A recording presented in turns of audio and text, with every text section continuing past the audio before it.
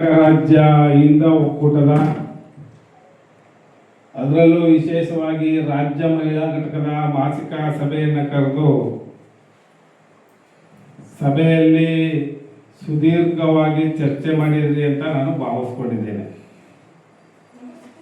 ಅದರಲ್ಲೂ ವಿಶೇಷವಾಗಿ ಇಲ್ಲಿ ಸೇರಿರುವಂಥ ಎಲ್ಲ ಮಹಿಳೆಯರು ಹಲವಾರು ಸಂಘಟನೆಗಳಲ್ಲಿ ಕೆಲಸವನ್ನು ಮಾಡಿ ಅನುಭವವನ್ನು ಹೊಂದಿರುವಂಥವ್ರು ಅಂತ ಹೇಳಿದ್ರೆ ತಪ್ಪಾಗಲಾರ್ದು ಅಂತ ನನ್ನ ಭಾವನೆ.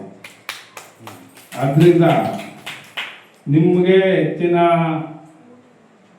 ಈ ಸಭೆ ಜವಾಬ್ದಾರಿಯನ್ನು ನೀಡಿದೆ ಅಂತ ನಾನು ತಿಳ್ಕೊಂಡಿದ್ದೀನಿ. ಕಾರಣ ನೀವು ಮಾತಾಡುವಂಥ ಸಂದರ್ಭದಲ್ಲಿ ಹಲವಾರು ಜನರು ತಮ್ಮ ತಮ್ಮ ಅನಿಸಿಕೆ ಅಭಿಪ್ರಾಯಗಳನ್ನು ಹೇಳಿ ಸಮಾಜದಲ್ಲಿ ಯಾವ ರೀತಿ ಶೋಷಣೆ ಆಯ್ತಾ ಇದೆ, ಶೋಷಣೆಗೆ ಯಾವ ರೀತಿ ಪರಿಹಾರವನ್ನು ಕೊಡಬೇಕು, ನಾವು ಮುಂದಿನ ದಿನಗಳಲ್ಲಿ ಹೋರಾಟವನ್ನು ಹೇಗೆ ರೂಪಿಸ್ಕೋಬೇಕು ಅನ್ನೋದ್ರ ಬಗ್ಗೆ ಸುದೀರ್ಘವಾಗಿ ಚರ್ಚೆಯನ್ನು ಮಾಡಿದರೆ ಅದಕ್ಕೆ ತಮಗೆಲ್ಲರಿಗೂ ಕೂಡ ನನ್ನ ಧನ್ಯವಾದಗಳು. ಜೊತೆಗೆ ಇವತ್ತು ರಾಜ್ಯ ಮಹಿಳಾ ಘಟಕದ ಅಧ್ಯಕ್ಷರು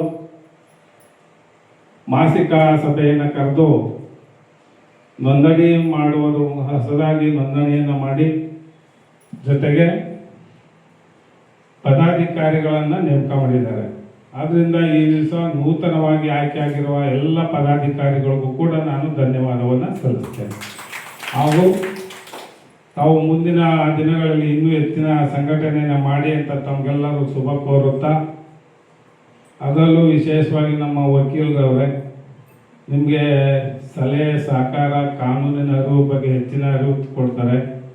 ಸಂಘಟನೆಗೆ ಅವ್ರನ್ನ ಹೆಚ್ಚಾಗಿ ಬಳಕೆ ಮಾಡಿಕೊಂಡು ರಾಜ್ಯ ವ್ಯಾಪ್ತಿ ಸಂಘಟನೆಯನ್ನು ಕಟ್ಟಿ ಅಂತ ತಮ್ಮಲ್ಲಿ ಮನವಿಯನ್ನು ಮಾಡ್ತೇನೆ. ಹಾಗೆ ನಂದಿನಿ ಮೇಡಮ್ ಅವರು ಎಲ್ಲರೂ ಕೂಡ ಅನುಭವಿಸ್ತಾರೆ. ನಮಗೆ ಗೊತ್ತಿರೋ ವಿಚಾರದಲ್ಲಿ 16 ವರ್ಷದಿಂದ ಎಲ್ಲರೂ ಕೂಡ ಒಂದೊಂದು ಸಂಘಟನೆಯಲ್ಲಿ ಕೆಲಸ ಮಾಡ್ಕೊಂಡು ಬಂದಿರೋರು ಇರೋರು. ಅದರಲ್ಲೂ ವಿಶೇಷವಾಗಿ ಎಲ್ಲರೂ ಮಹಿಳೆಯರ ಪರವಾಗಿ ಕೆಲಸ ಮಾಡ್ಕೊಂಡು ಬಂದಿರೋದು ನಿಮ್ಮದು ಒಂದು ವಿಶೇಷ ಗುಣ. ಆದ್ದರಿಂದ ಕರ್ನಾಟಕ ರಾಜ್ಯ ಹಿಂದ ಸಂಘಟನೆಯ ಮಹಿಳಾ ಒಕ್ಕೂಟ ಈ ರಾಜ್ಯದಲ್ಲಿ ಒಂದು ಮಾದರಿಯ ಸಂಘಟನೆಯಾಗಲಿ ಅಂತ ನಾನು ಭಾವಿಸ್ತೇನೆ. ಕಾರಣ ಹಲವಾರು ಸಂಘಟನೆಗಳು ಬರ್ತವೆ ಹೋಯ್ತವೆ, ಆದರೆ ನಿಂತ್ಕೊಳ್ಳೋದು ಭಾರಿ ಕಷ್ಟ. ಅದರಲ್ಲೂ ಪ್ರಸ್ತುತ ಸಂದರ್ಭದಲ್ಲಿ ಮಹಿಳೆಯರಿರ್ಬೋದು ಪುರುಷರಿರ್ಬೋದು ವೈರತ್ವ ವೈಮನಸ್ಸು ಸಂಘಟನೆಯಲ್ಲಿ ಇದ್ದೇ ಇರುತ್ತೆ. ನಾನು ಮುಂದೋ ನಾನು ಹಿಂದೋ ಅನ್ನೋದು ಇದ್ದೇ ಇರ್ತದೆ. ಅದಕ್ಕೆಲ್ಲ ಯಾರು ತಲೆ ಕೆಡಿಸ್ಕೊಳ್ಳದೆ ಇದು ಒಂದು ಸಂಘಟನೆ ಯಾರ ಸ್ವತ್ತಲ್ಲ, ಇದು ಶೋಷಿತರಿಗೆ ನ್ಯಾಯವನ್ನು ಕೊಡುವ ಒಂದು ವೇದಿಕೆ ಅಷ್ಟೆ. ಇದರಲ್ಲಿ ಯಾರು ಮುಖಂಡರು ಇಲ್ಲ, ಲೀಡರ್ಶಿಪ್ಪು ಇಲ್ಲ, ಏನೂ ಇಲ್ಲ. ಇದರಿಂದ ಯಾರು ಆಸ್ತಿನೂ ಸಂಪಾದನೆ ಮಾಡಲ್ಲ. ಇದರಿಂದ ನಿಮಗೆಲ್ಲ ಬಂದಿರೋ ಲಾಸೇ ಹೊರತು ಅದೇ ಏನೂ ಇಲ್ಲ. ಇಲ್ಲಿ ಈಗ ಅಲ್ಲಿಂದ ಬಂದಿದ್ರಿ, ಪೆಟ್ರೋಲ್ ಹಾಕೊಂಡು ಬಂದಿದ್ದೀರಿ, ಟೈಮ್ ವೇಸ್ಟ್ ಮಾಡ್ಕೊಂಡು ಬಂದಿದ್ದೀರಿ, ಇದರಿಂದ ಏನು ಲಾಭ ಸಿಗಲ್ಲ. ಉದ್ದೇಶ ಏನು ಅಂದರೆ ಏನು ಸಮುದಾಯಕ್ಕೆ ನಾನು ಏನಾದರೂ ಒಂದು ಸೇವೆಯನ್ನು ಕೊಡಬೇಕು, ಈ ಸಮುದಾಯಗಳನ್ನು ರಕ್ಷಣೆ ಮಾಡಬೇಕು, ಮಹಿಳೆಯರ ಪರವಾಗಿ ನಿಲ್ಲಬೇಕು ಅನ್ನೋ ಉದ್ದೇಶವನ್ನು ಇಟ್ಕೊಂಡು ತಾವಿಲ್ಲೆಲ್ಲ ಬಂದಿರೋದು. ಆದ್ದರಿಂದ ಏನು ಈ ಸಂಘಟನೆ ತಾವು ಹೆಚ್ಚಿನ ಸಂಖ್ಯೆಯಲ್ಲಿ ನೋಂದಣಿಯನ್ನು ಮಾಡುವುದರ ಮುಖಾಂತರ ರಾಜ್ಯದ ಒಂದು ಮಹಿಳಾ ಪ್ರಬಲ ಸಂಘಟನೆಯಾಗಿ ಹೊರಹೊಮ್ಮಲಿ. ಜೊತೆಗೆ ಹೆಚ್ಚಾಗಿ ಶೋಷಣೆ ಆಗ್ತಾ ಇರೋದು ಮಹಿಳೆಯರಿಗೆ ಗ್ರಾಮೀಣ ಪ್ರದೇಶದಲ್ಲಿ. ಕಾರಣ ಸಿಟಿ ಪ್ರದೇಶದಲ್ಲಿ ಶೋಷಣೆ ಆದಾಗ ತಕ್ಷಣ ಇಲ್ಲಿ ತಿಳುವಳಿಕೆ ಇರೋರು ಇರ್ತಾರೆ, ವಿಚಾರವಂತರಿರ್ತಾರೆ, ಸ್ಪಂದಿಸ್ತಾರೆ.